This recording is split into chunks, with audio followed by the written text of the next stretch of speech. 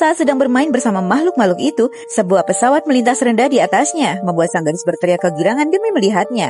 Pulang ke rumah, gadis itu pun menceritakan yang baru saja ia lihat pada sang ayah yang hanya terdiam menatap sang putri.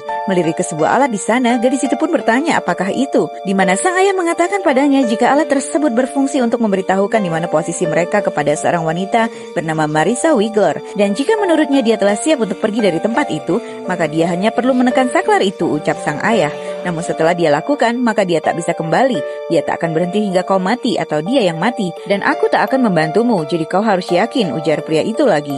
Keesokan harinya, saat ayahnya akan pergi berburu, gadis itu berkata jika dia tak ingin ikut, ia ingin tinggal. Saat sang ayah pergi, dia pun mulai mendekati alat itu.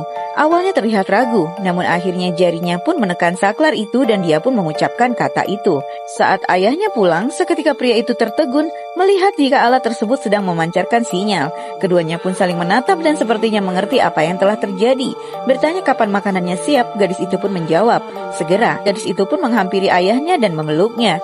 Sementara di sebuah tempat, pria ini berkata pada sang wanita jika mereka telah menangkap sinyal tak terinskripsi, dan itu adalah sinyal milik mereka, yang sepertinya berasal dari seorang pria bernama Eric Heller, dan berkata jika sang wanita adalah penanggung jawabnya. Dan ternyata hal tersebut membuat sang wanita tampak gusar. Dan di sana, gadis itu pun baru selesai memangkas rambut sang ayah, sementara sang wanita sedang menjelaskan secara rinci siapa Eric Heller sebenarnya, mantan agen FSK dan menjadi penting dalam operasi anti-intelijen di Eropa Timur dan Asia Tengah. Namun tak ada tanda kehidupan hingga April 96.